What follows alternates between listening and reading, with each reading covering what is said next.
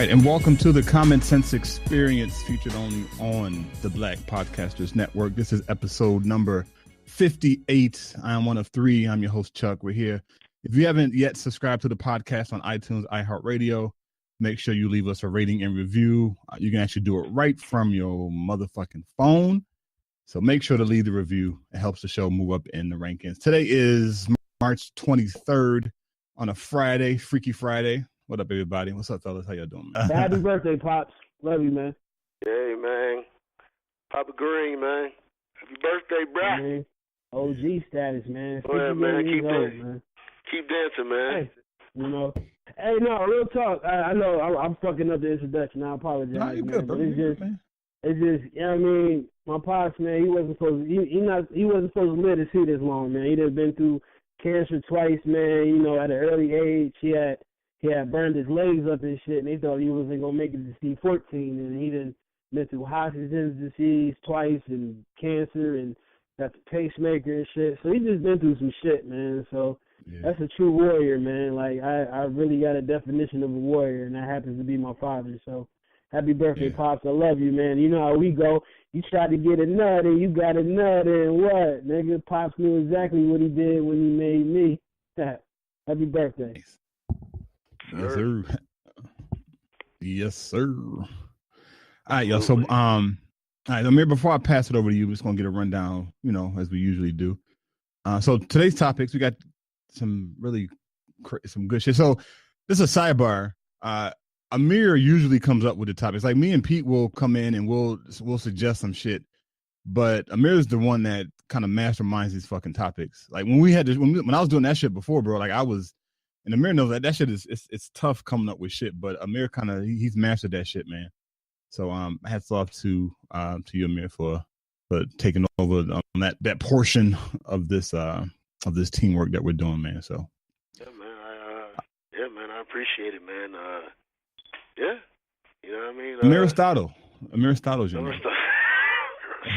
This nigga's fucking Aristotle. Nigga's an Egyptian philosopher. Arrogant 28-year-old I was. Say some shit like that, man. But fuck it. I said it. It's in. Yeah. All right, y'all. So some of the shit we're gonna talk about today. The question is, what would you want to be rewarded while you're alive, or would you want to influence people after you're dead? You know, and what's the difference between the two?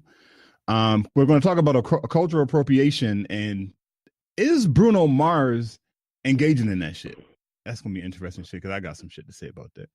And then YouTube is cracking down on conspiracy, quote unquote, conspiracy videos, and then what constitute as conspiracy video or conspiracy theory. And then of course we'll get into the sports shit, and then Amir and Pete will go into the bars and poetry and shit. So yeah, man, Amir, let's get this shit popping, B. Y'all know how we do, man. You know what I'm saying?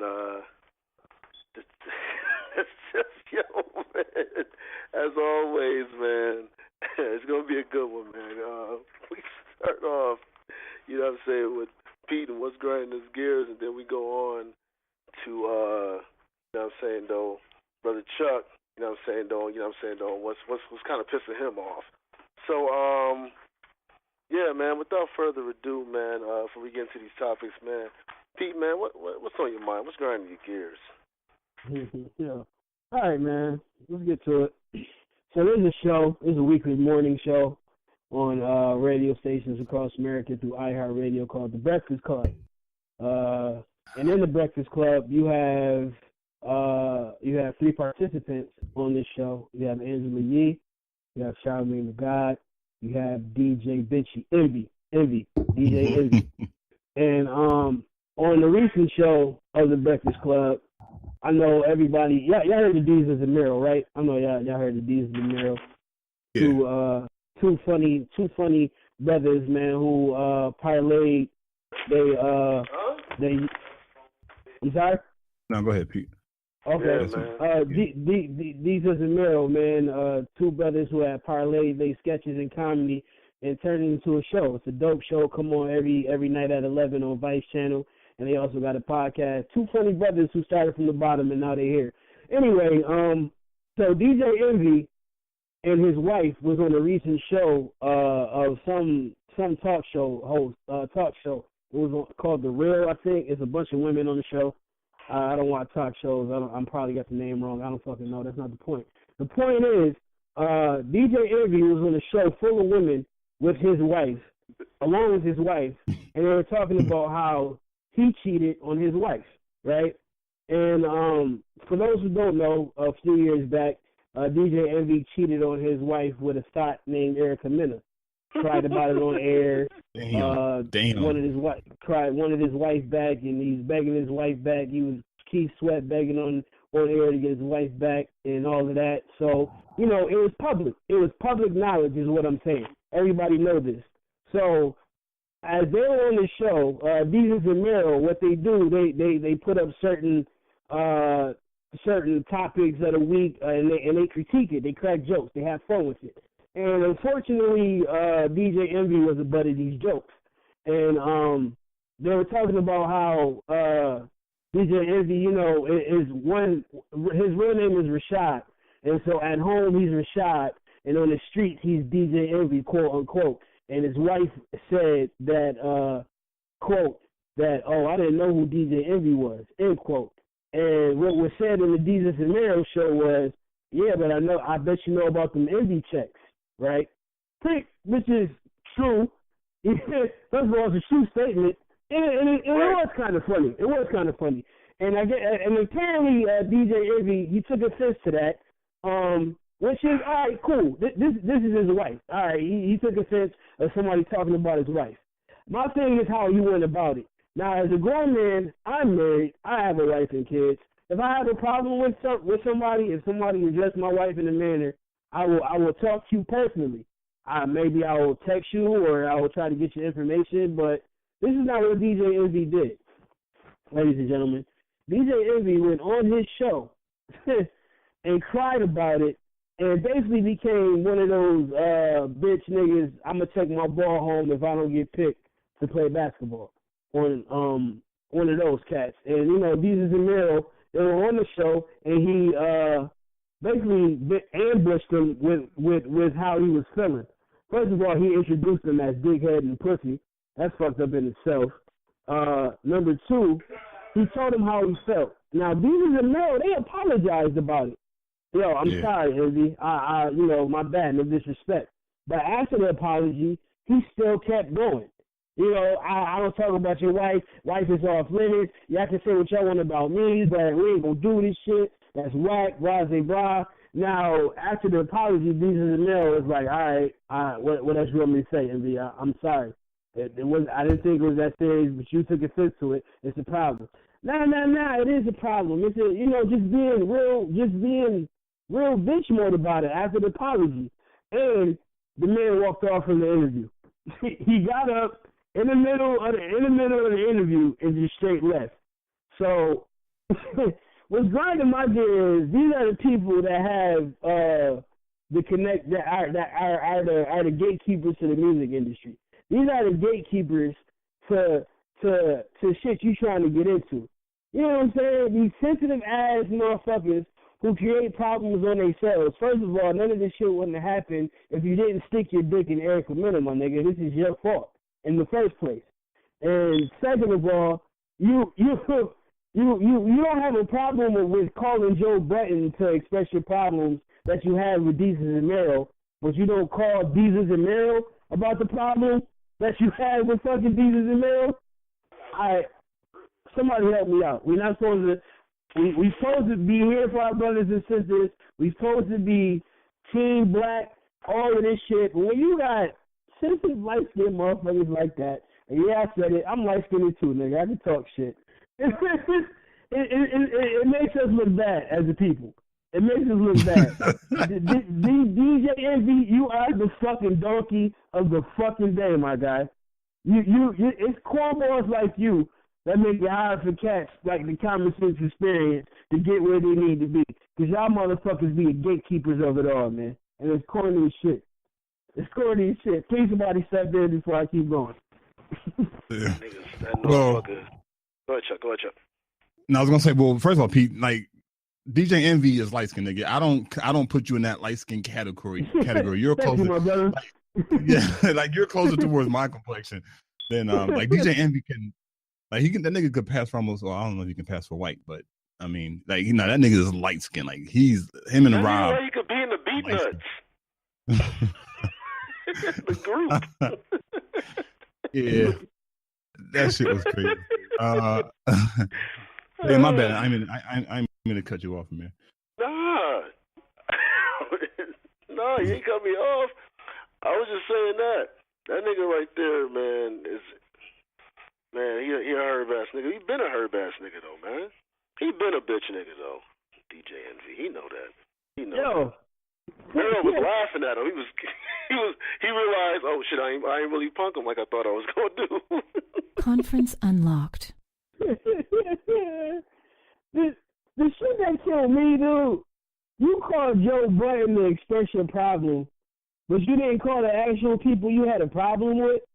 Like, you know what I'm saying? That's telling me. Now, I don't know. Now, we all watch the Joe Budden podcast, but a few weeks ago, Maul, one of the people that's on Joe Budden's podcast, did say Breakfast Club might be out of here. And I'm wondering if that's true, because they've been doing some foul shit lately, man. You know what I mean? And this is it, because it's like you doing all of this shit on camera, but you didn't have none of that same energy before the show started. You didn't have none of that same energy when you called Joe Budden, but you didn't call Jesus and Mel. And my nigga, you talk about people's families all the fucking time. You crack jokes about everybody else. They just had what's the name's wife on the show, Michael Blackson. Come on, man. Right. How does Joe? And they was all hyping that up, like, yo, call her. Yeah, that is true. I did watch that Michael Blackson. That's telling me you out here shucking and jiving just to keep content on your show. And that's corny as fuck, man. That's sad. That's corny. Yeah, I agree, because it seems like they Seuss and Meryl, like them cats look like they cool as shit. And like they was like authentic with their apology, and DJ Envy just kept coming at him like, "Yo, you's a bitch, bro. Like you, like this really is what you're doing right now." Like, man, that's crazy, man. Yeah, I lost respect for DJ Envy, man. I never really had any. Before we end it real quick, I don't know if y'all watched Jesus and Meryl show following that interview, but they had a rebuttal. It's like, and it's true shit. It was funny as hell, but it's true shit. This is exactly what they said. Like, yo, you mad at us for a problem you created, my nigga. The moral of the story is stay out of Erica Mena. Yeah. Right. Yeah. I mean, Erica's bad, by the way. I mean, she's about an 8, pushing the 8 P's. I mean, she ain't bad looking. Yeah, if you envy, you just don't fuck Erica. Nobody should fuck Erica Mena in the first place, but you definitely shouldn't be in that position. Erica Mena, man. Any of them bitches. What are you talking about? The reality show chicks, like the hip hop wives and all them? None of them. Yeah. Shit. J. Cole said it in the song, man. And J. Cole said it in the song. He regrets. I can't recall the lyrics. You might be able to. He said something. I regret not being able to grow up with Sade I do. And he's like going like Neil Long and talking about some of the hip hop realities. He said hand them a book they couldn't read along or some shit like that. I'm like, yeah, that's true. These bitches don't get money from the show. They robbing these bitches. This is like a soap opera. Been on for like 10 years. And people still think, you know what's crazy about the reality shit, man? Like people still think that shit is real, like because it's labeled reality TV. Like, no, that is you can't be that dumb to think that shit is reality. It's not. There's script, there's certain shit you cannot say on the TV show. That's not reality to me. That's not fucking reality. It may be. It may be some aspects of acting. That's how these chicks are acting in reality. Yeah, man, shit is crazy. B. I guess, like I said, man. I hate that shit. Like, art. Yeah. Yes, sir. Yeah, but that shit, Pete, man. Hey, man, niggas like that is the reason why it's gonna take a while for us to come together as a people. Yeah, I agree. Come on, man. Yeah. That's just one of the many setbacks we have. Shit, even the Michael Blackson and Kevin Hart beef. Like Kevin Hart's mad at Michael Blackson because Michael Blackson was making fun of him about him cheating. Like, y'all comedians, bro. Like, really, you gonna let this small shit? Like, y'all y'all niggas both funny as shit. Like y'all work together, y'all can create some powerful shit, man. But y'all, you mad, Kevin Hart? Like, come on, dude. Like you used to talk about your daughter taking balls to the face and shit, bro. Like you really mad about that shit? Come on, man. Right. You talk about your ex-wife all the time, and on top of that, you got motherfuckers like Faison Love backing up that shit and saying even more dumb shit on top of Kevin Hart being upset for no reason. So add the Kevin Hart and Michael Blackson dumb shit on top of Faison Love with that dumb shit, plus his dumb shit that he's doing. You know what I'm saying? Yeah. So you see how many fucking layers to this fuckery that we got between us as the people, dog. It's layers. And you can see it right there. DJ Envy is a layer. Michael Blackson, Kevin Hart, that's a layer. Faison Love bringing 4 extra layers on top of them layers. Like, goddamn, my nigga. All we want is reparations, B. Yeah. He just want to rap, man. Yeah. But really quick, though. Shout out to Lavelle Crawford. Like, he's funny as fuck. Like, I don't know. Like, he got to stand up on Netflix, man. That shit is funny as hell. Like Lavelle Crawford is in my top tier of comedians. He's funny. He's like low key funny. Yeah. I don't know if y'all agree. Like, yeah, man. Like that shit is crazy. I was watching that shit last night. Me and my girl, man, we was dying and laughing and shit. Fucking my stomach hurting like shit. Yeah, Lavelle Crawford is a beast, man. No doubt about it. Yeah. Yeah. Shit, I know Pete. That he did though, but I'm gonna get into the second. What you say, Chuck? No, I was gonna say Pete. He was on a TV program. I know that you hate when we even say the name, but Vlad had interviewed. Interviewed Lavelle. Fag TV. Yeah. He interviewed Lavelle Crawford. I think Lavelle Crawford was talking about the Faison Love interview, and he was like, "Well, who's Faison Love to say Dave Chappelle's not funny? Like that's like Dave Chappelle's in another stratosphere compared to Faison Love. Like that's But I think it was trying to get a fucking buzz. Yeah, of course. That's what it was. But but you know what's crazy? That's the shit that Kevin Hart said Michael Blackson was doing. It was like he was trying to use his name. Like, nah, like Kevin Hart, you funny, but Michael Blackson is funny too, nigga. Like he don't Blackson do though. That's his MO. He been that way. That ain't nothing new. And the fact that Kevin Hart and Michael Blackson, they both but they both from Philly. Like you knew how he get down. Michael Blackson said he dropped me off to the airport one time looking out. Like that's corny. That's just that killed when motherfuckers. And I'm sorry, I'm going on the tangent. I know. But when motherfuckers get bread and all that shit, it's like, yo, really? But I guess that gotta be who Kevin Hart really is. Because when you get rich, it only brings out who you really are, man. You know what I'm saying? At the end of the day.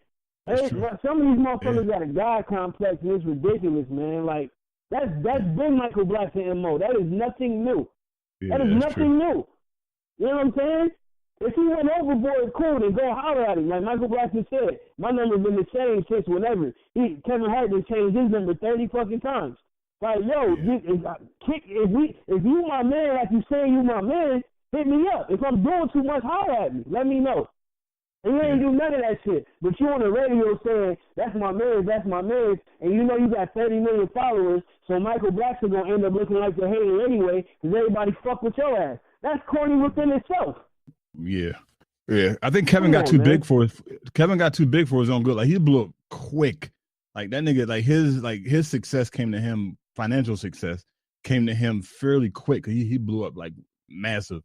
And so it is what it is. I ain't gonna say he blew up quick though, because like he's been around for a minute. Like I don't know if he was on Rockefeller, like B movies and shit. He put in work, but it's like, bruh, you acting like you the only nigga that's putting in work, or you ain't getting here. I don't know what it is, but that rift between him and Michael Blackson is corny as shit, man.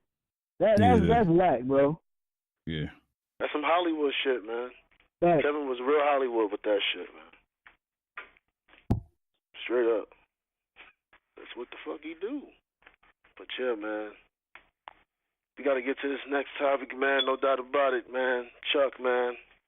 What's pissing you off, man? What's pissing you off? Professor off.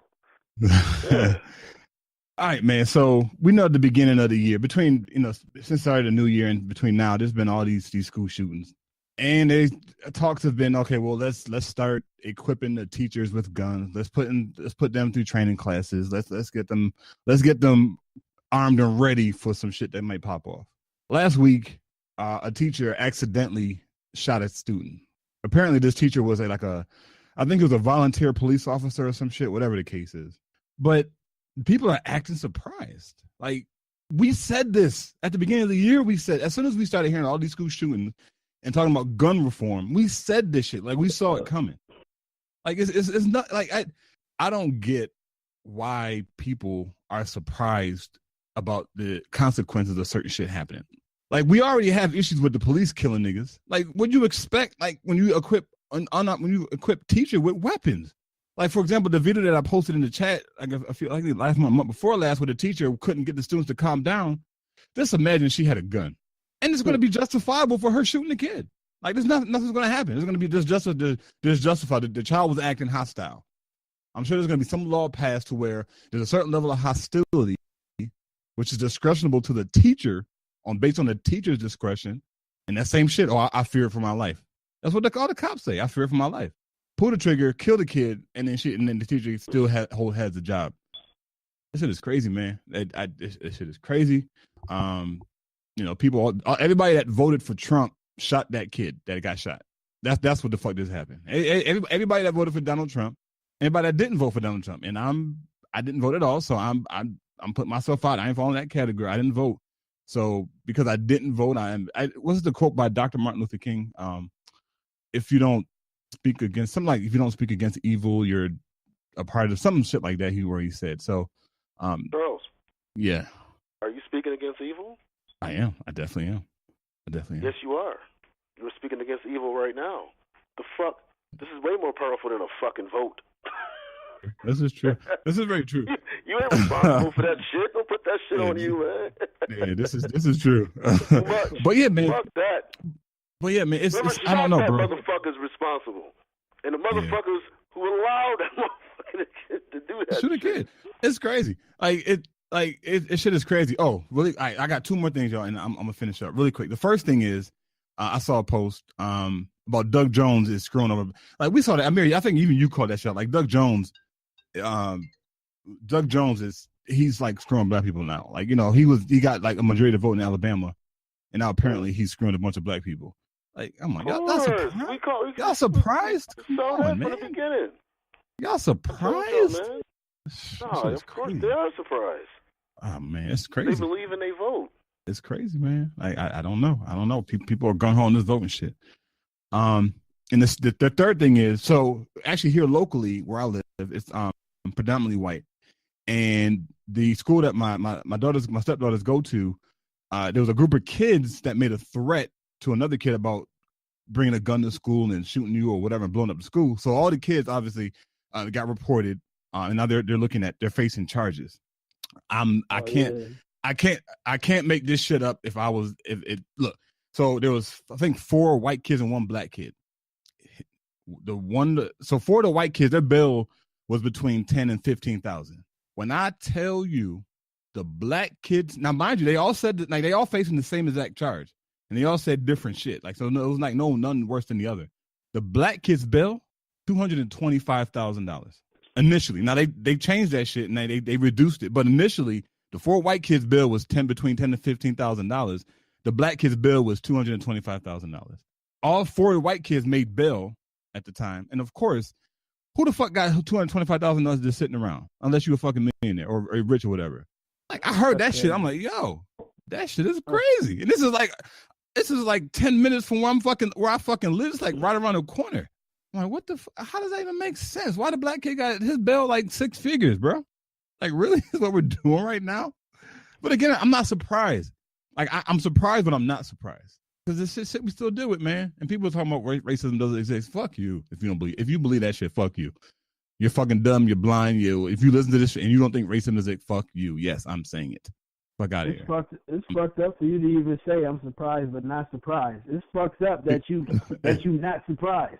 It is. It's crazy. That's some psychological shit that we go through, and we just think it's cool. Like, we just live with it. But no, that's fucked up.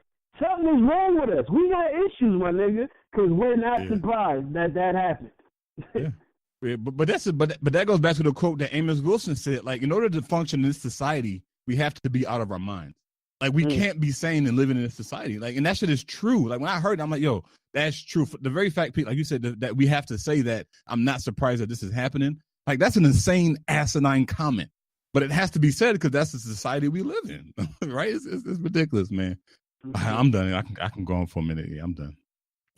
real quick side note. Just want to say, rest in peace to the brother, 17-year-old brother Draylon Mason from Texas that was killed from that bomb. Man, this dude was a musician. He was hella talented and gifted. This is one of the good brothers that probably could have been the one to help further our race along with some shit. Because we need brothers like him.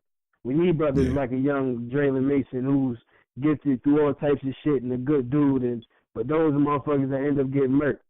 You know what I mean? Like, rest in peace to that young brother and prayers to his family, man.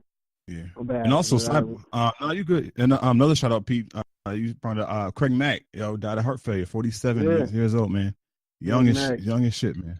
The nigga that really started Bad Boy. It wasn't Biggie. Craig Mack is crazy, man. There wouldn't have been no Bad Boy if it wasn't for Craig Mack, man. For real. Yeah. Yeah, I think Diddy put a thing on Instagram or Twitter saying some shit. Shout out to Craig Mack. Yeah, but get a flowers to him while they alive, Diddy. We know you ain't fucking Craig Mack though. Niggas ain't stupid, man. Niggas, you ain't hear nothing about Craig Mack from Diddy's Instagram and social networks page until then.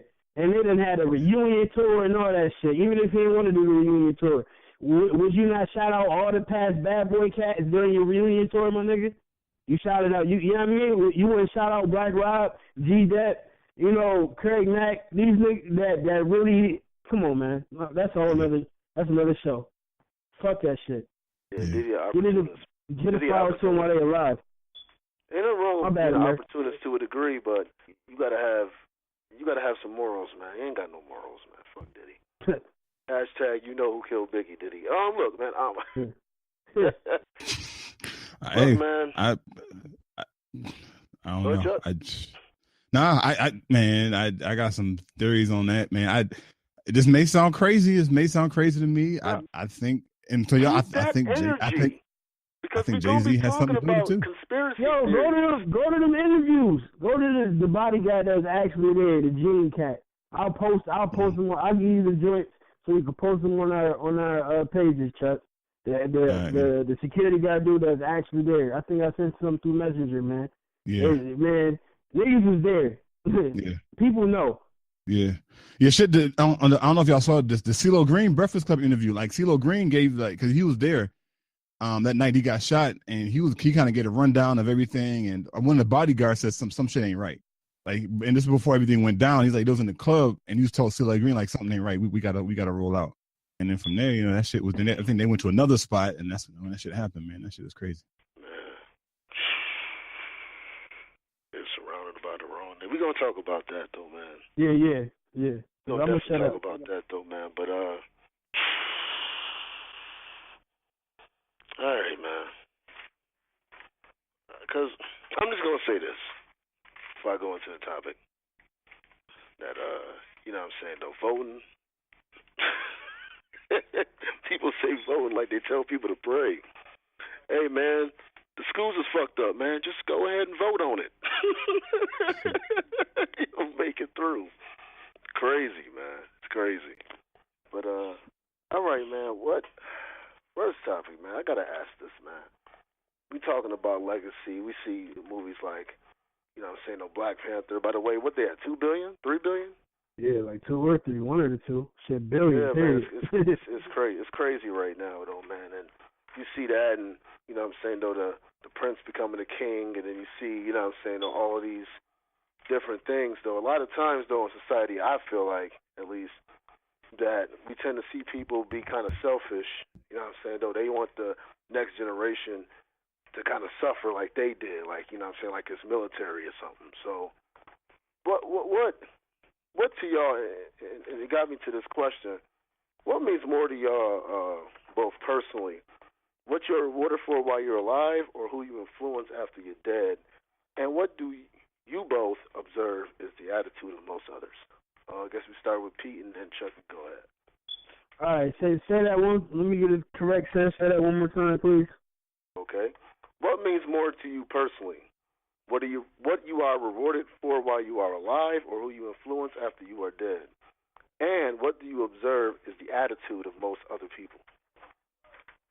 That's a good question, man. That's some deep dive shit.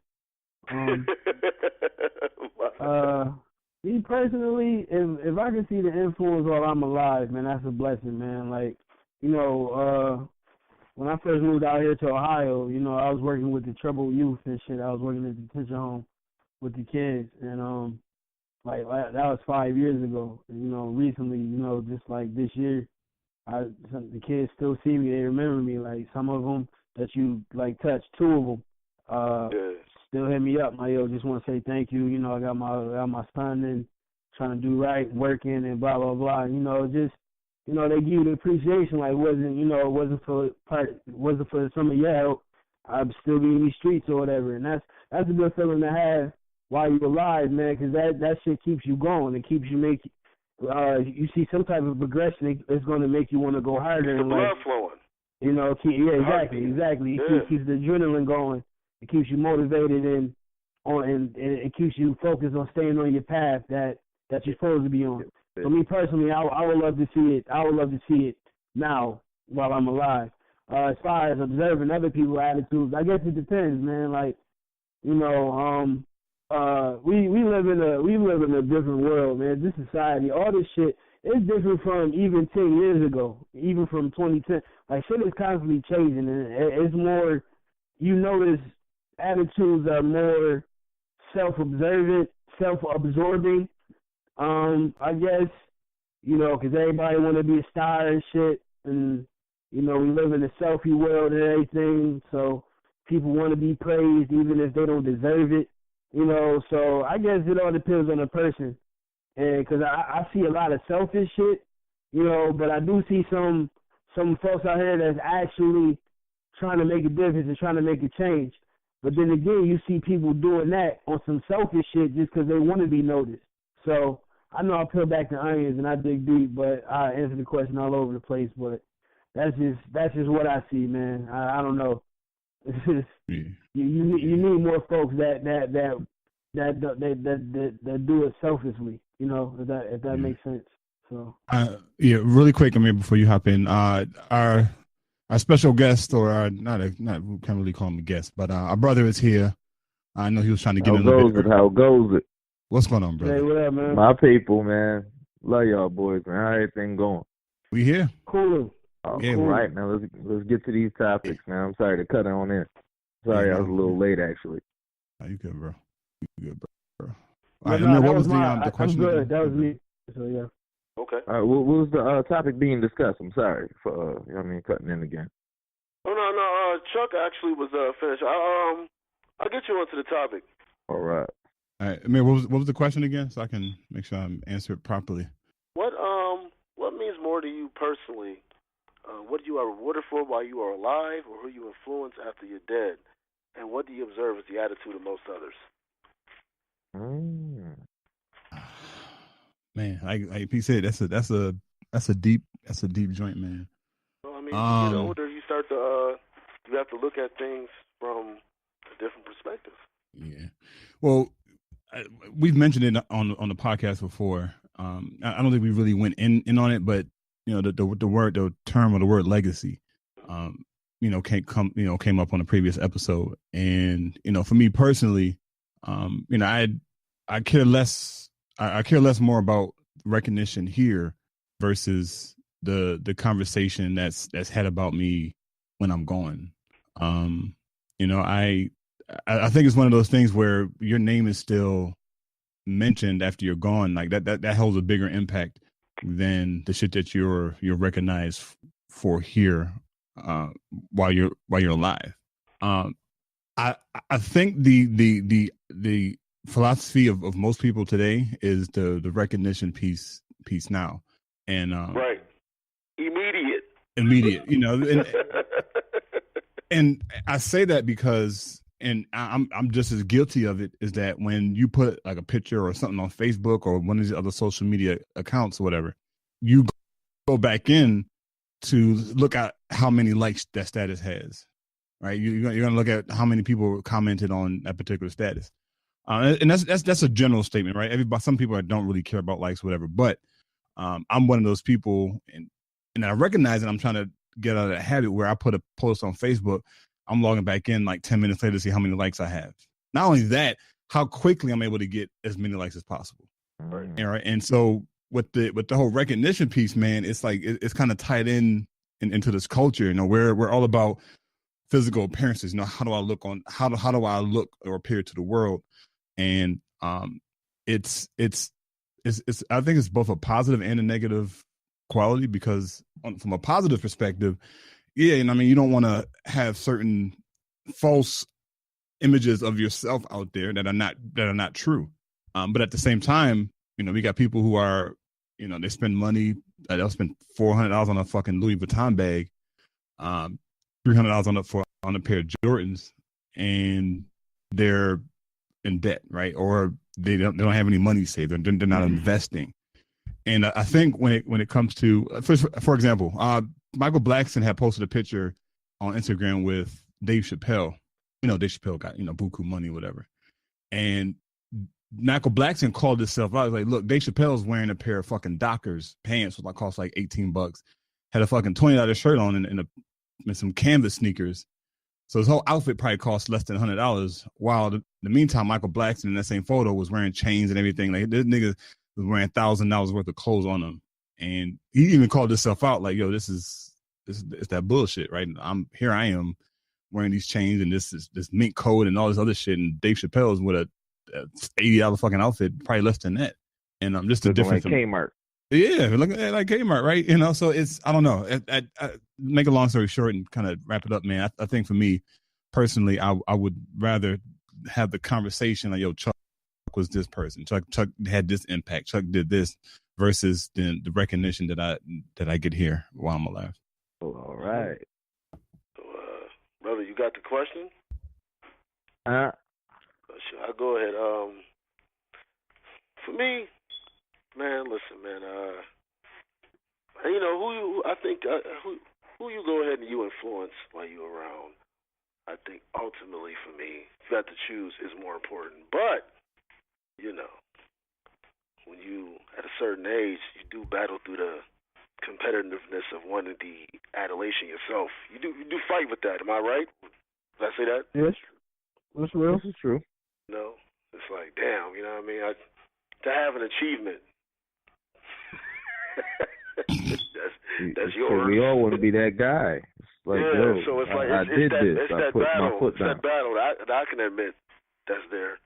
You know what I mean? It's the battle.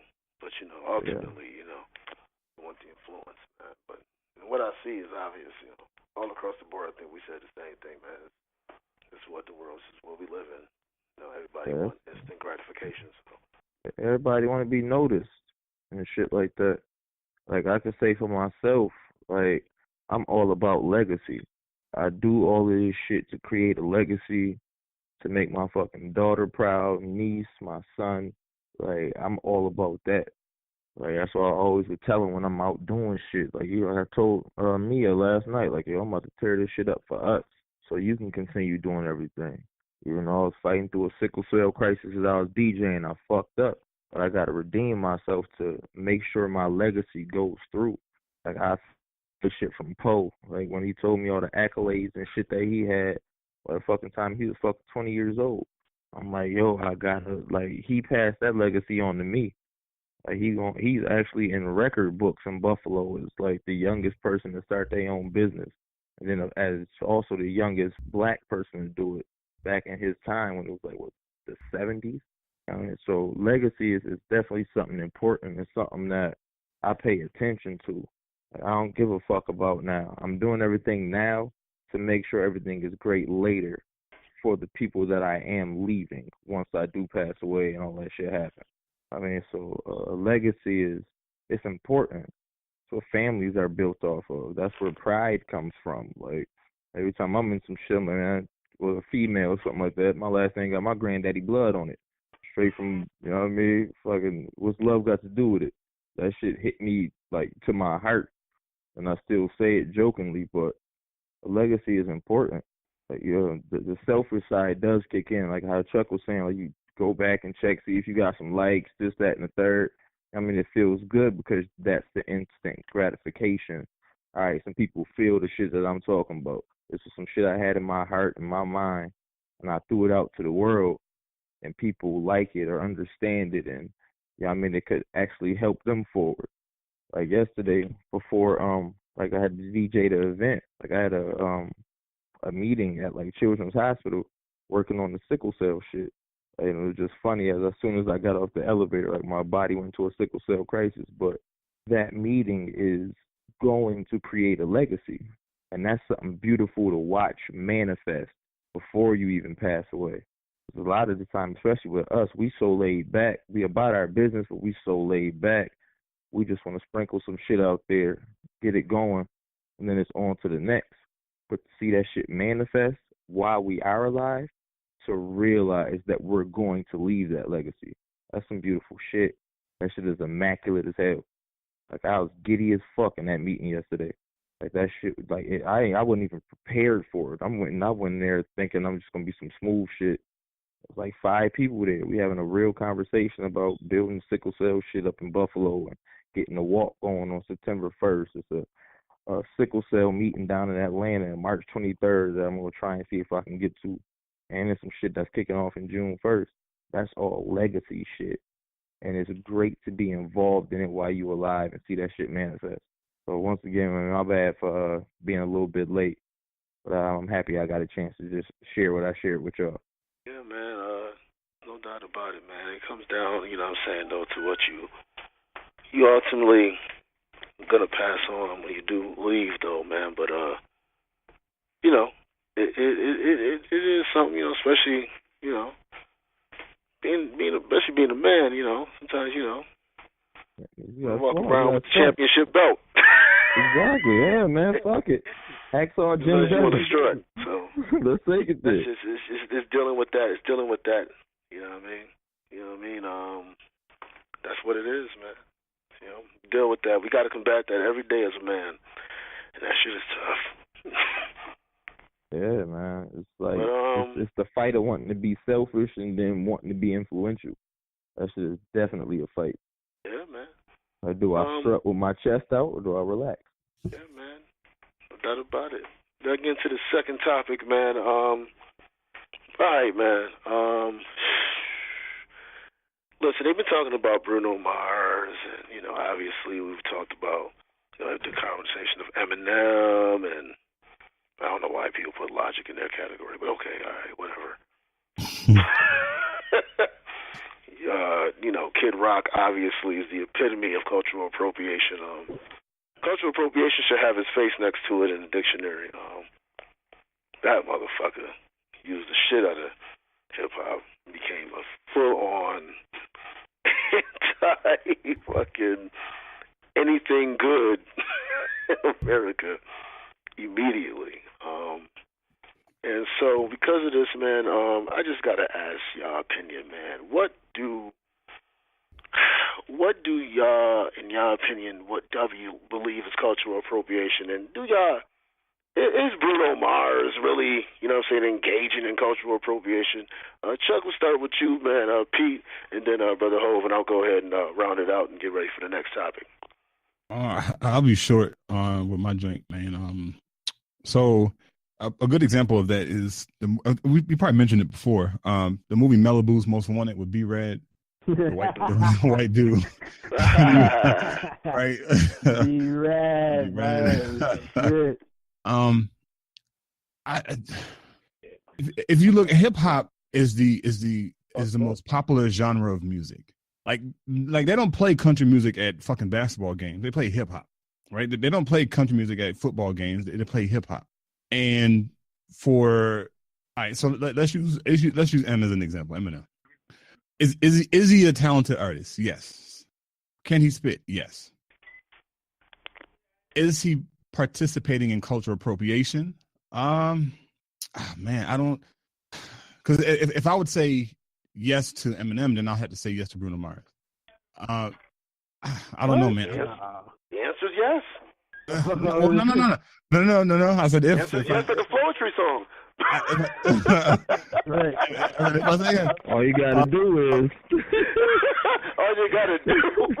It's very simple rules, Chief. That nigga said, if I say yes to this, I gotta say yes to this, nigga. If it looks like a duck. Man.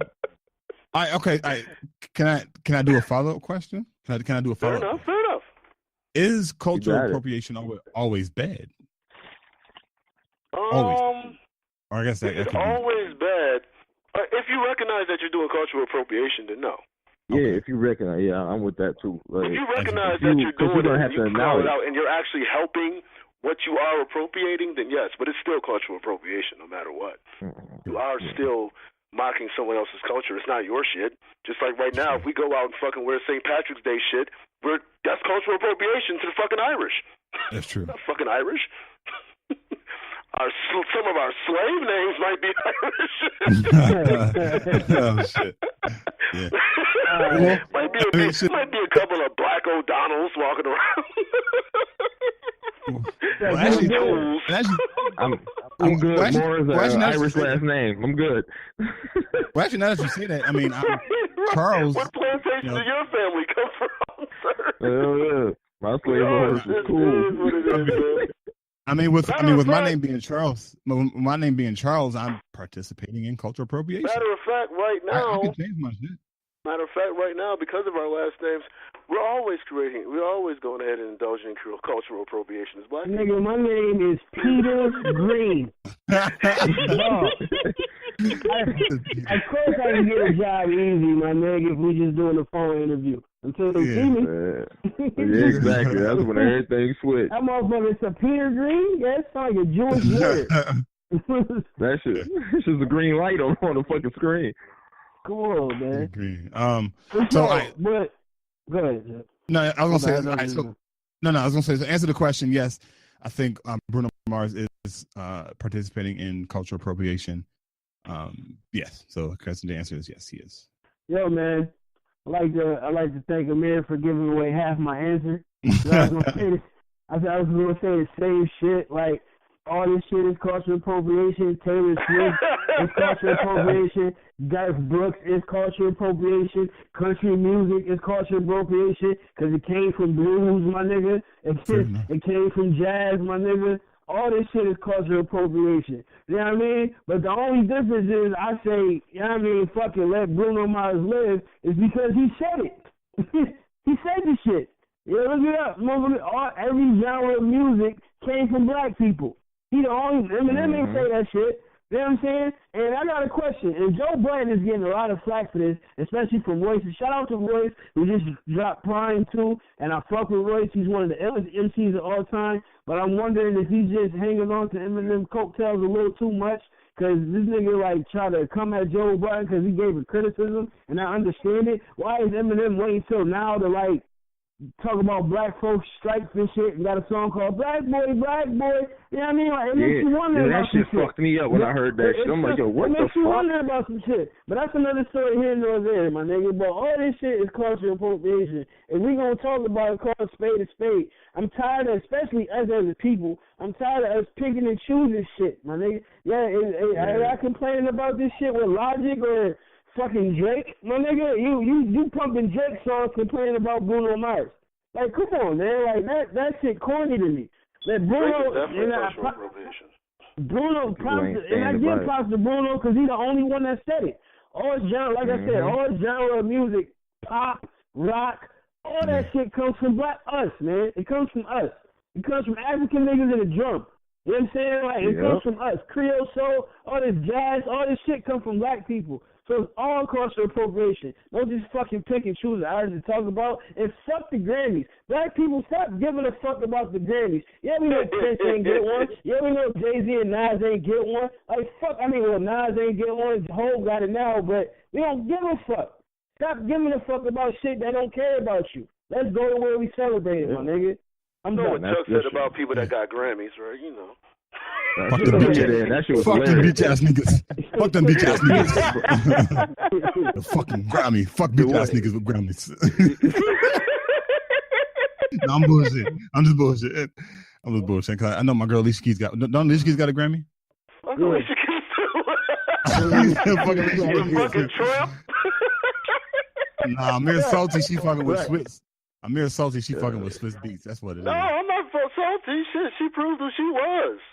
That shit's crazy.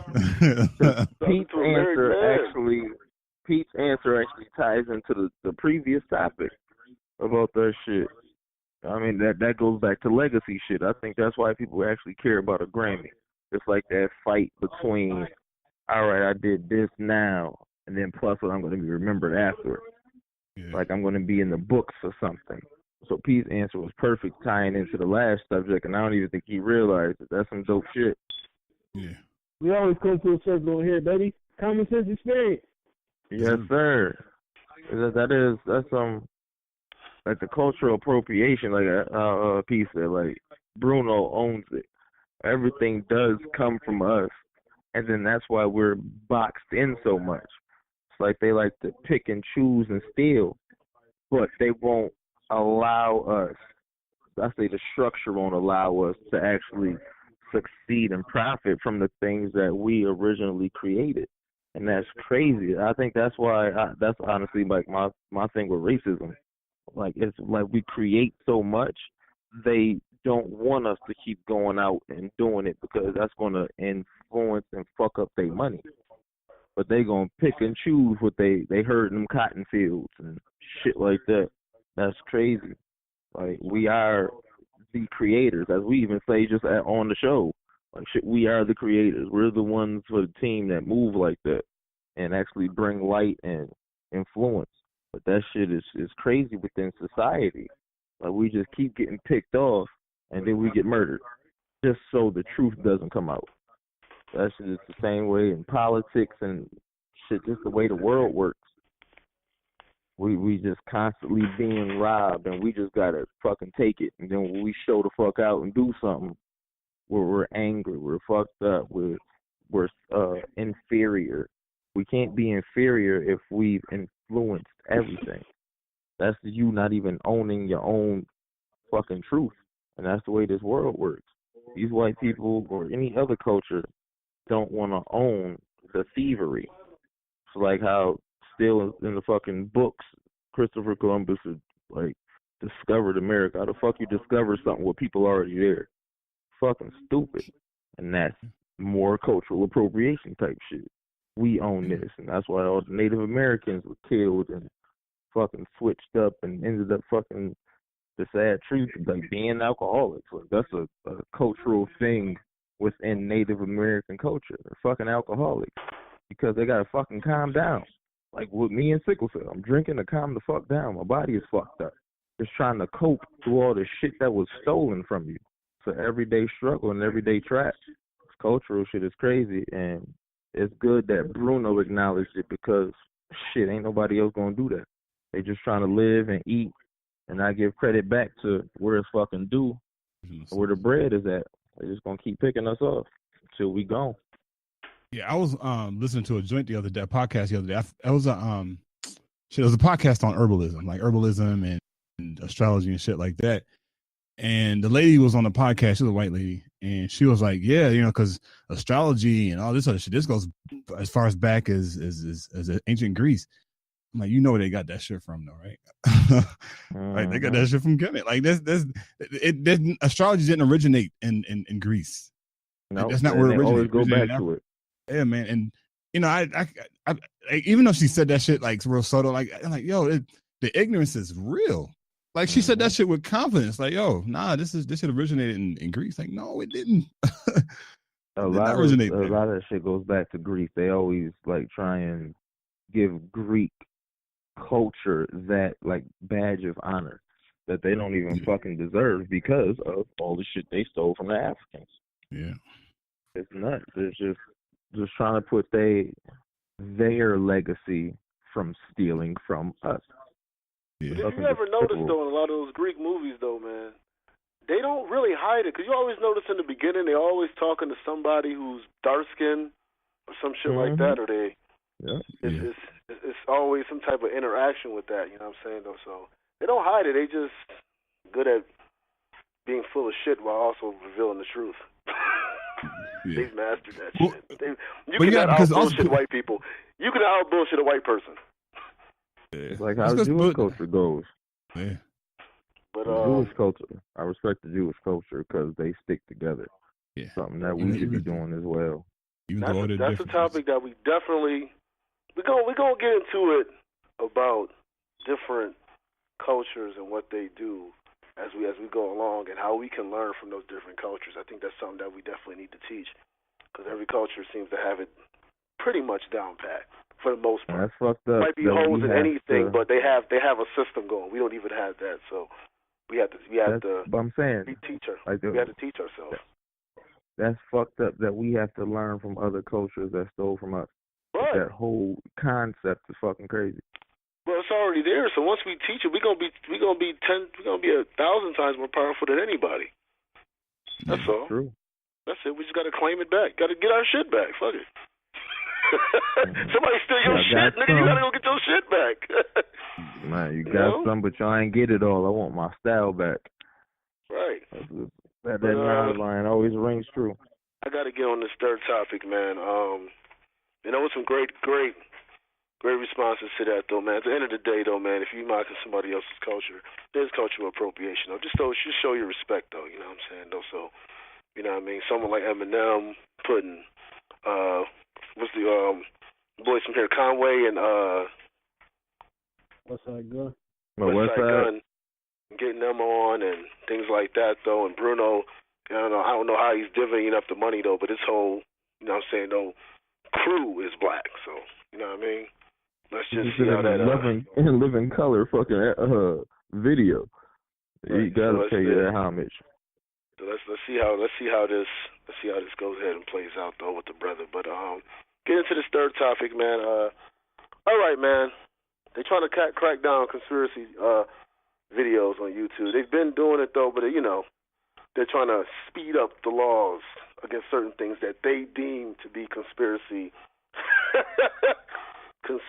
videos. All right, so I want to get y'all thoughts on that. On it. What do y'all think about that as far as them cracking down conspiracy videos? I believe I know how you feel, but and what constitutes as a conspiracy video for each of you? I'll start with Pete. Actually, we'll go with Hove, and then Chuck, you go ahead and round it out, and I'll go ahead and go after you. Yo, we all know it's bullshit. You know what I mean? Let's be real. We all know it's bullshit. But the thing that's like more scary is, or make it even more scary is like fucking saying what they deem conspiracy is broad as shit. So basically, whatever we fucking think that's gonna give y'all the ability to think for yourselves, y'all can't fucking watch this shit, man. They trying to slowly turn this shit into the Hunger Games, man, for real. That's some real shit, man. Like, they trying, this ain't a movie. We ain't gonna let that shit happen. Fuck that. But at the end of the day, it's still the internet. We can still get the information when we need to get it until they try to shut all that shit down, which we know they trying to do. You know what I mean? But we know it's bullshit, but that's what you got to look deeper into is what they deem is conspiracy. Because what's conspiracy? What is it going to be? Somebody looking up how to do a math test at 12 o'clock at night for an exam, or how to fucking change your own oil and shit. Like, what it can be any fucking thing. Anything that makes you think for yourself. So that's the scary shit. Indeed. There's no doubt about that, man. The conspiracy within the conspiracy, it's crazy, right. Man. It's crazy, man. I appreciate that answer right there, Pete. Brother Hove, man, what are your thoughts, man? Like on conspiracy theories, conspiracy theories are a cluttered thought of truth that is masked by not knowing enough. Okay. We all have our views of things, but once other people rally behind it, that's when it becomes a theory. because we're all on like you have a like-minded thought on a subject or topic or things like that, and then when you trying to like raise your eyebrow on some shit, that's when you're attacked. A conspiracy theory only exists because it gets attacked. That's why it's not a thought. Conspiracy theories are only called out when there's the power to fight back against it. It's fighting against the thought. It may be true, it may not, but it gains enough views and information to be called of sorts. And that's how the world works. Like, I always believe there is a grain of truth in every conspiracy theory because something had to spark the thought. So that'll be my take on it. It'd be bullshit in the end, but it's even worse when you actually see it. Like the theory is fucking true and it still doesn't get acknowledged or it's just brushed over. So that'd be my take, gentlemen. Yeah, man. It basically just boils down to the fact that anybody can pretty much say anything is anything and that be that, instead of actually, you know what I mean? And it I'm telling you, man, we are your eyes aren't open, man. We are in a police state. Mm-hmm. We're not. It's not coming. It's not on its way. It's here. So yeah, let y'all know that, man, because we're living in all those movies. They don't make movies for no reason. But I don't want to take too much. I don't want to take too much, Pete. Yeah. I'm sorry, man. My bad, man. Go ahead, man. What are your thoughts, brother? Nah, me? I think Chuck, it's right? Yeah, I think Pete. Yeah, brother Chuck. Yeah, Pete went first. So typically when we hear conspiracy theory, there's a negative connotation to it. Like immediately somebody says it's not true. Like that's the first thought that comes to most people's head. Like I'd be at work joking about, quote unquote, joking about some of this shit that we were talking about, and they'd be like, Chuck, just another one of your conspiracy theories, joking and laughing. I'm like, yeah, you laughing, but like it's not like Hope said, like some of this shit has some truth to it. Like so, if you break up the word, so I got it pulled up on Google. Like a conspiracy, the definition for a conspiracy: a secret plan by a group to do something unlawful or harmful. Theory: a theory is a contemplative and rational type of abstract or generalizing thinking, or the result of such thinking. So, I mean, if I'm defining it, I had to sum it up. Like this is pretty much thinking outside the box, right? And because YouTube is an open source platform where anybody and their mother can upload any types of shit to YouTube, like YouTube has a lot of fucking content based off of a lot of quote unquote conspiracy theories. So we already know like the government has their hand in the Google's pocket, right? I mean that's not a secret, right? That's why like when you got location services on your phone and shit, like I be cutting that shit off on my phone. Like no, nigga, I don't even turn mine on. The only reason I turn mine on is because I be on Lyft. Like I turn all that shit off. Hey. Or if I need to map quest some shit. But other than that, I'm cutting my shit off. Like, no, you don't need to know where I am. And that's what they're doing, right? Nope. So because government has their hand in Google's pocket, Google is sanctioned by the government to say, all right, look, y'all got some shit on your fucking YouTube platform that needs to come off because a lot of the shit that they put up on there is based off of truth. And of course they can't have that, right? They can't. Yeah, like the biggest threat to the government is a bunch of woke motherfuckers. Right? A bunch of people uncovering and realizing some of the shit that's going down. And of course, this is the common sense. Like Pete peeling the onion back, like Pete said. Yeah, man, it's and this is the common sense experience. So as long as we're able to, as long as all of us are breathing, we're gonna be exposing a lot of this shit that's considered conspiracy theories. And one of the biggest things that I'll end here, like one of the biggest things that I have of my opinion is that people need to start buying up a lot of fucking books, like physical books, not ebooks, but like physical books. Like Pete said, eventually they're going to, with net neutrality, they're going to start eventually monitoring, and they may already monitor, but they're going to start limiting the access we have to certain shit. So a lot of these people that have a lot of these e-readers and all these e-books and shit, like you might not be able to access that shit. Right. And so go to a used bookstore, buy up a lot of books that talk about a lot of this shit. There's a lot of books that have been written on conspiracy theories and shit, and Egyptian culture. Like we have to reacquire a lot of the information that has been stolen from us. Like that's what they did when they invaded Africa. They came in, they took that shit back to Greece, and They burnt down the library in Africa and built a new one in Greece. Yeah, Alexandria. Yeah.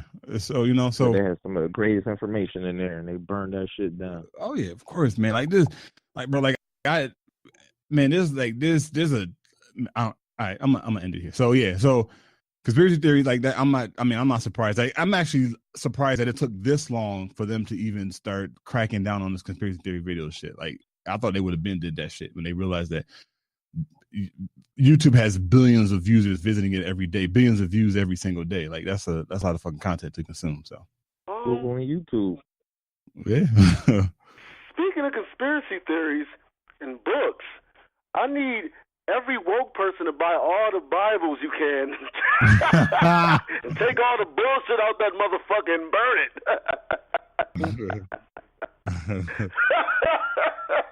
Hey, woke. Speaking of conspiracy theories, God damn it, how about you go ahead and don't put voting videos on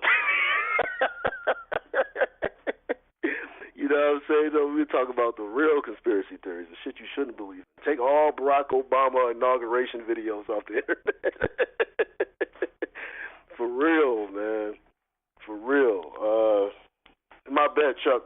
My apologies, man. I lost the pace. Forgot. You know what I mean? No. You know what I'm saying? We got to keep an order. You know what I mean? So, yeah. But I was done. I think we're all on the same page. I forgot the order. I got you. Oh, okay. It happens, bro. I was thinking Pete was going. You know what I mean? You're good, man. You're good. But yeah, man. We it is what it is, man. We gotta start thinking of stuff. We gotta start getting back to the to press. You know what I mean? Paper. You know? Yeah. Not just the internet, man. We got to get back to actually writing and print press and all that. We got to start buying shit like that for real. Yeah. The information be lost so quick because there's so much. They can do whatever they want to do on the internet. That's going into the sky and shit. You don't know where the fuck that's going to. Yeah, once you put that shit on there, man, you got people who are hacking certain websites and shit. Yeah, man, you got to be careful with this digital age shit, man. Like it's a blessing and a curse at the same time, bro. Like it really is. Paper as well, man. We got to get to it. Shit, we got the skills to write. Yeah. We got to get with it, man. We got to get kids. They trying to teach these kids not to write. They don't even do cursive now, bro. That's trying to take away your ability to be able to live with. You can't live. You got to live with a goddamn computer or a phone. They're trying to take away your ability to be able to do shit on your own. The shit that make you want to just go off the grid. Yeah, but like basically, and I don't know if this is true or not, but I heard like that cursive, like if you're looking at from like an ancient perspective, like cursive was used in ancient days to do spells and shit. Like cursive writing, you can manifest some serious shit when people write in cursive. Like I didn't research how true that shit is, but I wouldn't be too surprised if that shit was true, man. Because like you said, Amir, they stopped teaching cursive. I mean, think about it. Our writing is more cursive than it is the English way. You look at the hieroglyphics and all that. Yeah, that's how we coded stuff. Yeah, man. You know what I mean, they taking that shit out of the schools, bro. Keep everything connected. These motherfuckers know what's up, man. Yeah. Kids looking like, what the fuck? What is that? What is that? What's that you writing? What's that gibberish you writing? Crazy, man. It's fucking crazy. Ways of the world, man. Ways of the damn world. We got to make sure our kids get to the basics, man, because the basics is gonna make you survive. Mm-hmm. Basics is gonna make you survive, man. All right, man. I think we all can do it. I want to go ahead and do a new sort of segment on here. We kind of mentioned past or current trailblazers that are black.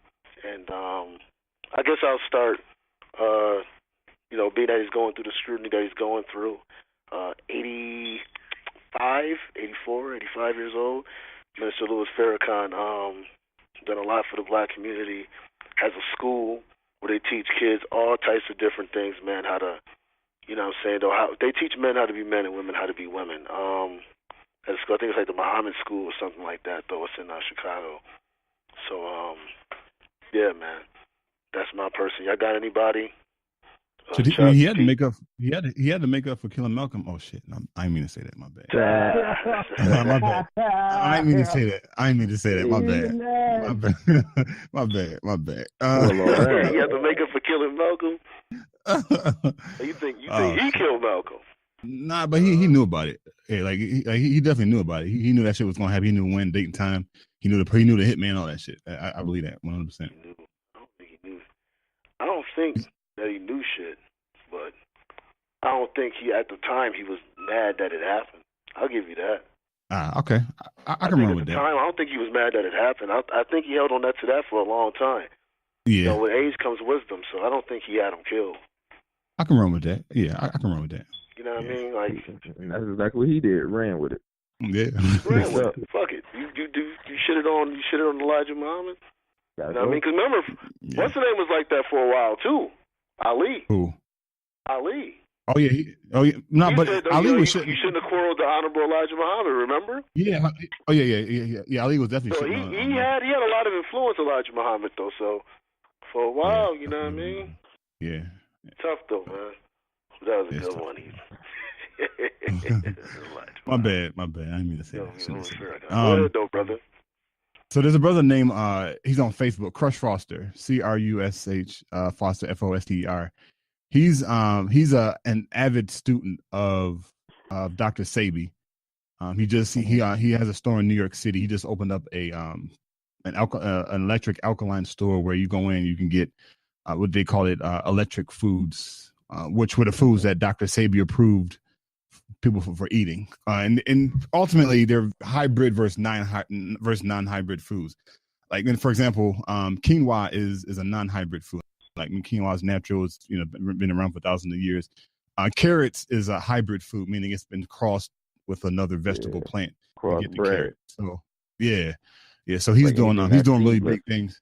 Say it again. Ho. I was gonna say, it's like just how things like are seedless. Fruits are supposed to have seeds to keep reproducing. Yeah. Seedless grapes and watermelon and all that shit that was created. Yeah. Cross hybrids. Yeah. So so Crush Foster, he's doing big things, man. He's really active on Facebook and Instagram. He posts like a lot of recipes and shit. People who want to go down that vegan lifestyle, man. So he's attacking an issue that Craig Mack, unfortunately, passed away from heart failure, right? If he would have connected with, if Craig Mack would have connected with Crush Foster, man, who knows, he would have still been alive today, man. So just check him out on Facebook, Crush Foster.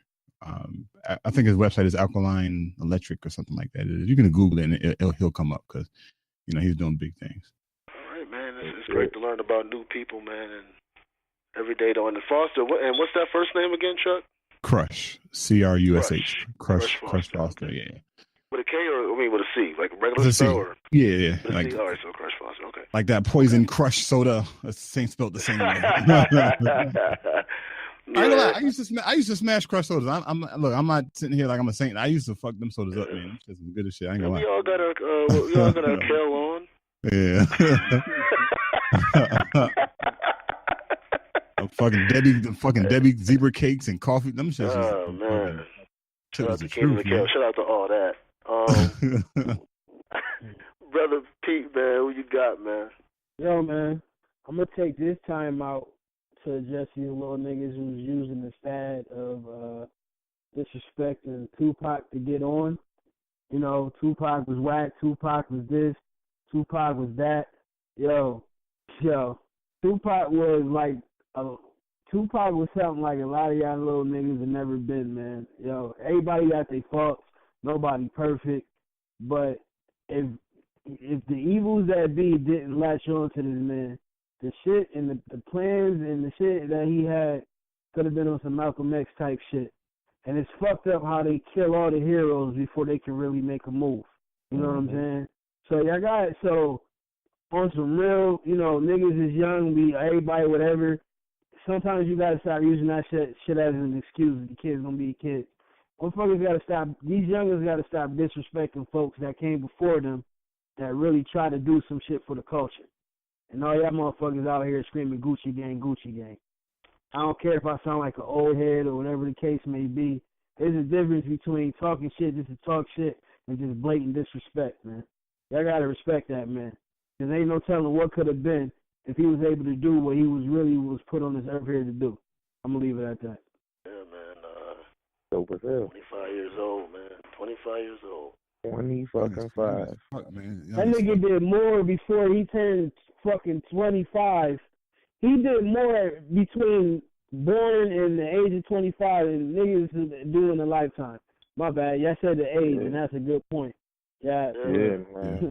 That's just immaculate. Like, oh shit, like you had that mind like Quincy Jones at that point in time. Imagine if Malcolm would have died at 25 or Martin. What would have been their legacy? Yeah. What would your thoughts? Ties back to legacy. A hoodlum or a hoodlum and a goddamn regular Baptist preacher. Yeah. Crazy. Dope shit. Man. It's crazy. It's a crazy thought process. Like, especially like, with the age. Like, you thought about that shit at 25. Like, as Pete was saying, like, that nigga did so fucking much and had so many things planned that were actually in motion, which is why he ain't here now.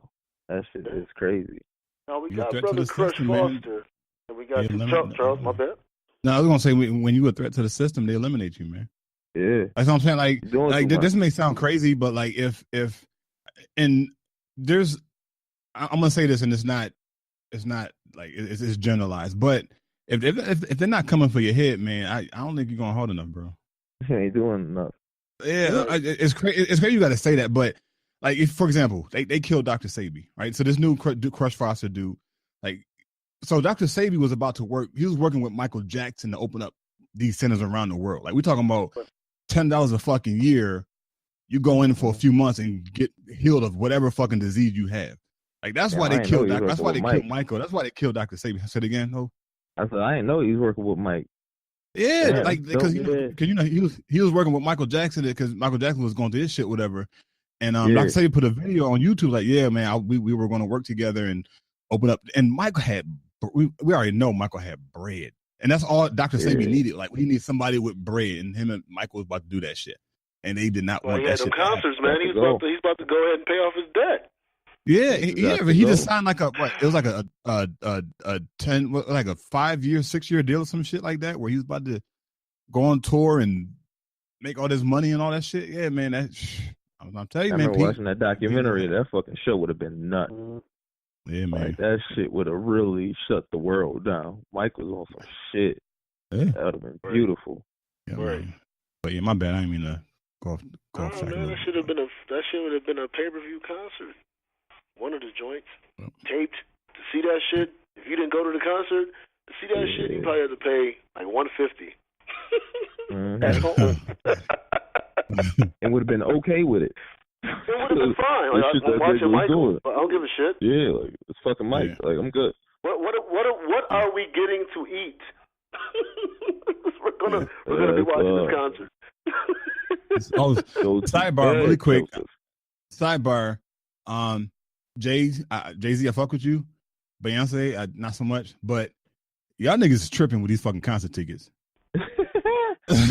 Like, I'm talking about, like I think my girl was saying like that one of the expensive ones was like $2,000. Yo, peep game though. Peep how all they fucking concert they drop all these announcements right around tax time. Every fucking concert. That's it. That's beautiful business. I ain't doing that shit. Business. Hey, I ain't hating for those who's buying tickets, whatever, nigga. That shit right there, though. That's ruthless. Yeah. He's bastards. Yeah, it is, man. That niggas got no cut calls, man. They said, fuck that. We taking on. And people said, like, I'm not coming at Jay-Z because, like, they're not the ones. It's the people that are paying for that shit. Yeah. I mean, like, yo, why would you, like, your light's about to get cut off, but you spending $500 for a fucking concert ticket? Yep. You're not even make that decision. You on level F. It's $400 for the nosebleed. Nosebleed is like $400, my nigga. Bro, that's crazy, bro. You can take $400 invested in cryptocurrency and have almost like 6 figures by the end of the year. Yeah. That same phone. If Jay-Z and Beyonce, two human fucking beings. Yeah, I can't do it, man. Hey, man. No fucking way. Not a chance. This is the motherfucker in 95 back that you could have saw in the Marcy Projects. In fact, you could have probably saw in the Marcy Projects in 97, 98. Beyonce Bitch from Houston. Remember, her first boyfriend was Marcus Houston. That's crazy. Nigga, I remember seeing Hove when Bad Boy came to Buffalo, the Bad Boy tour, and Hove opened up for them niggas. Right. It was just him and Dame Dash, and they had bulletproof vests on, and niggas were still walking into the concert. Oh shit! Right. Yeah. That's tight. That's crazy. But that's work. That's remember when shit. Remember when Cash Money came to Buffalo, man? Remember the Cash Money joint you went to? That shit was crazy. I can't get that time back. That was my first concert. The only thing that made that shit great is that we went, Chuck. That shit was awesome. The experience of that shit, though. But the concert, it was some bitches up in that motherfucker. Yeah, it was. That's good. Remember we got like fresh, like we was fresh, dog. Like I just bought some new Timbs. Against all odds. We went to the other joint. Was it Everything Demo? Grand Street. Niggas went to Everything Grand Street. Got Everything Grand. Yes, sir. Everything Grand. That's where I got my Timbs from, bro. Everything Grand Street? Come on, I think man. so. Remember when niggas would come in with the T-shirts? Everything Grand Street T-shirt. Yeah. Like it was a brand. Like that shit was crazy. I remember them times. That's throwback. Pete took us back right there, man. You couldn't tell me shit when I had the denim jean suit on, nigga. You couldn't tell me shit, man. Hell no. That's back when I used to wear a little bolo. Bolo shirt. Long sleeve T-shirt. Let them joints. Damn. Throwback. Yeah, old, son. Whatever, nigga. No place like home, man. No place like home, bro. That shit is a beautiful thing. Do I have to mention niblets? Yeah, good old yeah, buddy. Yeah, I'm gonna say my grandpa for next week. Next time we talk about black folks and influence, man, because that's real shit. Niggas gonna talk about one of the first black to have the ownership, to own shit. Yeah. He owned his house and he owned the bar, bro. This 60s, 70s, 50s, this is the early 50s and shit. Like this is when black folks couldn't have shit, man. Like trailblazers, man. We'll say that for next show though. You need a street. Man. That street right next to that shit need to be called Niblet. Yo, did Gigi's ever reopen? I don't even know. Amir Hope, y'all know if Gigi's ever reopen? I don't think so. Well, they whatever reopen. Gigi's. Nah, they haven't reopened yet. I don't think it's gonna happen. It was good talk in the beginning, but I don't think it's gonna happen. Still got Maddie's, but yeah. Man, small hood spots, man. Trying to make something happen. Good shit, man. Trailblazers. Yeah. Right, man. Speaking of the Trailblazers. All right, man. Let's get into the sports topic. Pete, man. What do you feel about the Trailblazers, bro? Are they for real, bro? Are they a contender? No disrespect to your I'm Damian Lillard fan. He's my favorite point guard. No disrespect to your lineup of topics. We're talking about sports. Fuck Portland for a minute. UB is about to play Kentucky at 5 o'clock. Let's get it popping. Let's continue to make history. It's been a hell of a fucking year for Buffalo sports. We made the playoffs.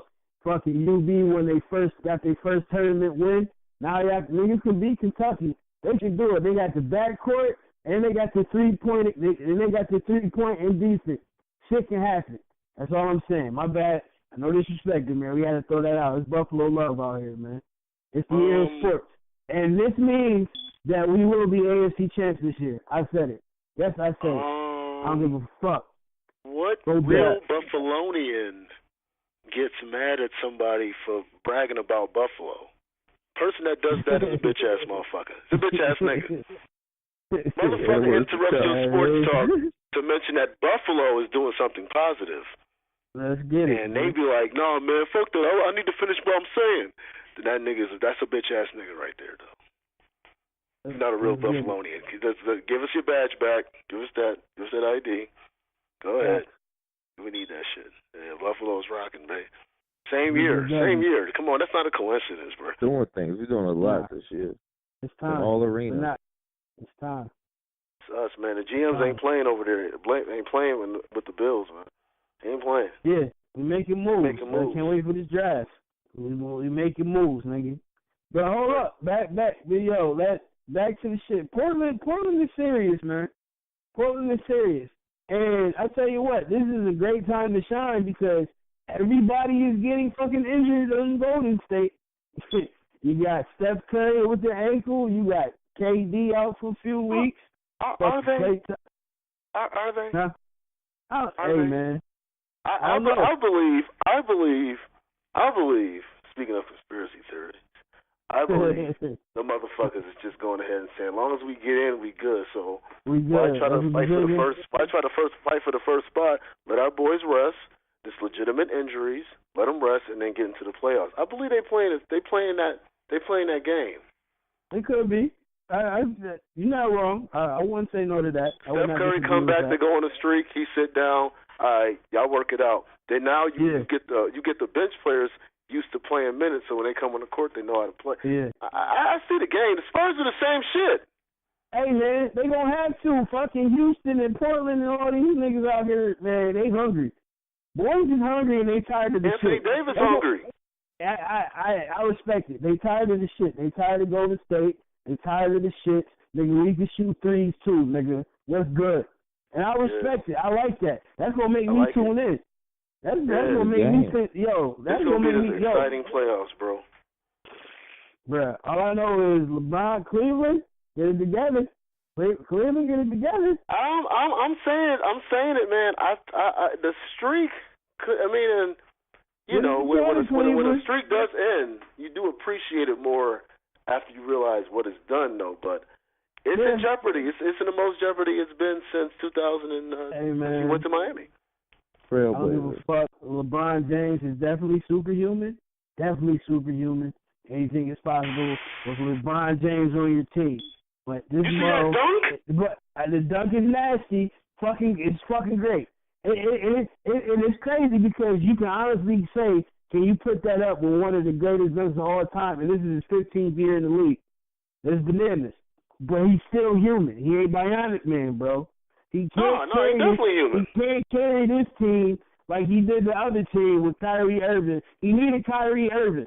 That's all I'm saying. He needs a Kyrie Irving. He doesn't have a Kyrie Irving on his team, and he can't do everything by himself. This motherfucker in his 15th year is still leading the league in minutes, dog. That's crazy. Yeah. So I'm just saying, different, man. It's 15th year. Yeah, man.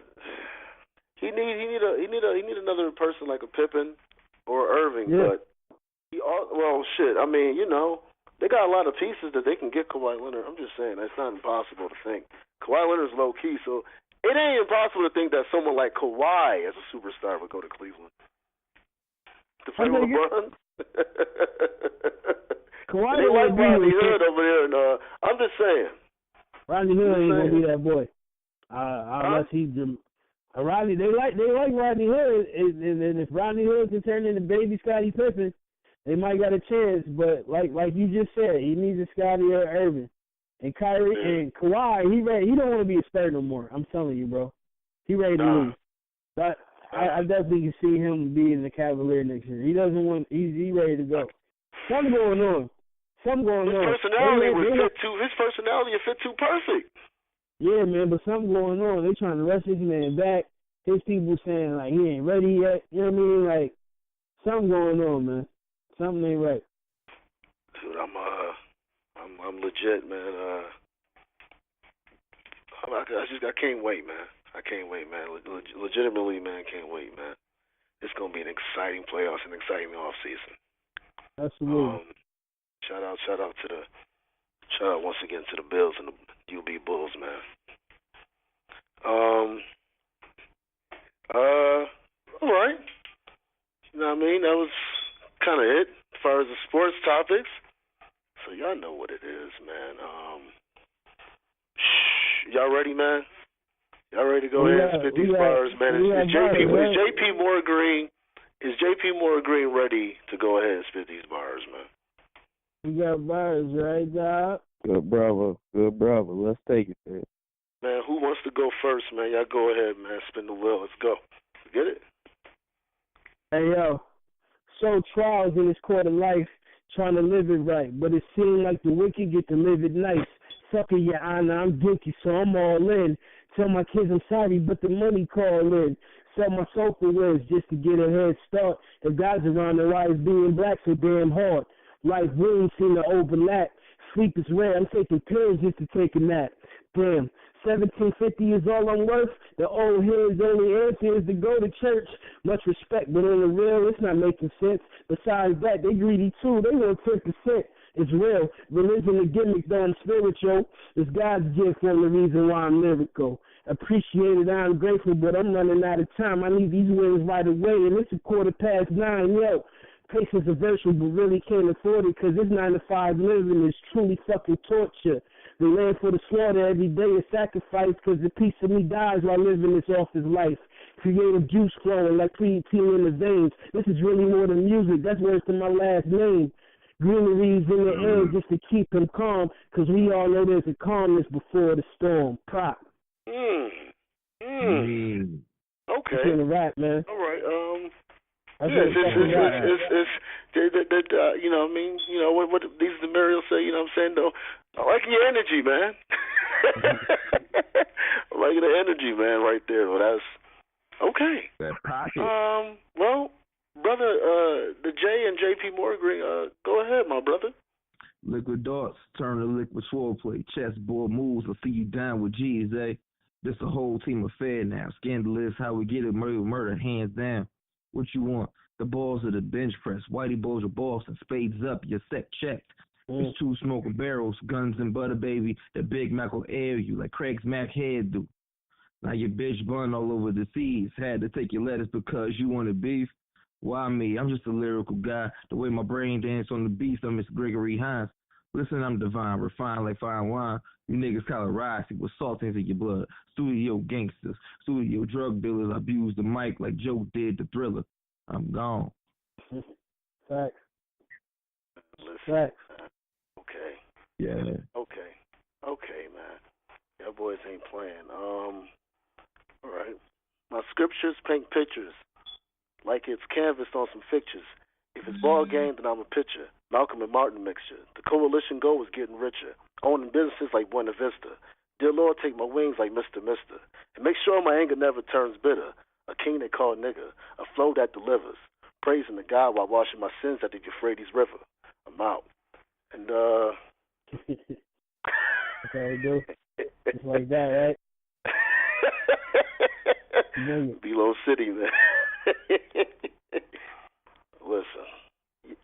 Is you done? Is y'all done? Man, all I see is clouds in my head all day. Outside, I'm seeing clowns that's emotionally strange. Or inside, my ex-wife is reading 50 Shades of Grey. And my brain is a propeller flying over the graves. They say I'm brave because Mama's funeral was right across the street. Where this adolescent cranium was placed to say a tortured talent mind. Tumultuous all the time. So I turned to moonshine. Mama would shine on me. His mom's like the road runner. She just stuck on speed in the veins on Vanity Lane. These tracks mean Jackie Brown meets Jackie Onassis and Jackie Gleason dancing on the moon with Alice. Hyatt and Chris Tucker with his presidents died and the memories of the more just wouldn't subside. So the pound style dropping like your Jordan Sparks. Outside you hear the gas and the oohs and ahs because you went from 23 to knock knee. From fire up, man, the goat in your jumps. That just wasn't enough. Man, the smack hits quick like it's K. Michelle. Loving hip-hop, hitting 40-year-old girls. Shaking tables as you fall and your calves giving in. Because at 12:30, cop heated on a whim. Now look who's a buttering. The Helen gave a vogue. So now it shines on him like his eyes on the road. Through the darkness of sadness, now we ask mom, baby, who's the fastest? Nigga, I'm the gladdest. I'm gone. Hey, man. Favorite. So only Buffalo niggas will understand this one. An outcast since a youngin', an actual big boy. Writing rhymes early age when mama thought it was noise. Bit of battle at sensations and pop knew I was focused. Women the nights is where I'm from, but it literally went unnoticed. From the city of the clicks, you ain't my family, it's fuck you. Crackdown and they thoughts, they bring you down if they ain't with you. Fast forward out my feelings, I got little eyes watching. Spike Lee with the lens, life lessons when I'm clocking. Yeah. Oh, yo, I mean, if y'all didn't notice right there, I mean, I caught that so quick, that nigga said, huh. How dare if thou one test my merit. I love it, man. Get ready, man. I'm telling y'all, man. JP Morgan Green, man. Pete and Hove, man. Hove and Pete. Yeah, I know what it is, man. I know what it is, yo, man. Shoot, I'm just gonna go ahead and just say, man, God loves y'all, Billy tolerate y'all. Get ready for big things, man. Y'all know what it is. Common Sense Experience, though. Black Podcasting Network. Only network you can check that on. And amongst that, with the cryptocurrency, you know what I'm saying, Brother Chuck, he does that show, you know what I'm saying, though. And, you know what I mean, we got Brother Hove. I know you got a lot going on, though. I'm pretty sure you'll talk about it. Obviously, you know what I'm saying, big up the stoop. And do our thing. Go ahead, Chuck, man. Do your thing, brother. Yeah, be sure to subscribe to the podcast on iTunes, iHeartRadio. Hashtag stay woke. Get them books, not that ebook shit. Go to a used bookstore and buy all them shits you can gather, because that they gonna eventually do the same shit they did back in ancient Africa. I'm out. Yo. Ace of all trades. Ace is up. JP more green. Just a little bit I gotta still get off my chest. Stress causes drinking, which turned into ulcers. So now it's spit acid, bubbles in the classics, like it's supposed to, inspired by old MCs, the rapper drug dealers. Now the tables turn. Like 1200s I learned, this shit ain't for everybody. What was right?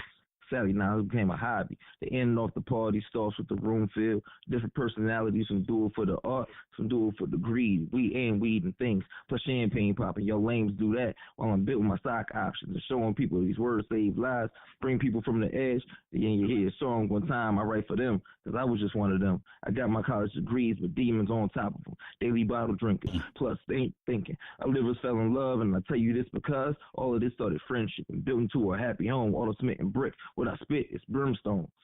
See, the man with this cane, rap the Big Daddy Kane, charm all flavors like Wu-Tang songs. Things we used to do, just smooth we flow. Shit we used to do with hoes like Broadway Joe. Go on, man. JP More Green. Yeah, we got shit to talk about next time. We got an album out. We're going to do that. We got an album coming. Spit the fire and bang bass that turned prior to rap. Let's go. Yo, that was, yeah. Ain't no joke. Two fingers means peace, man. We'll see y'all next week. I just want to go.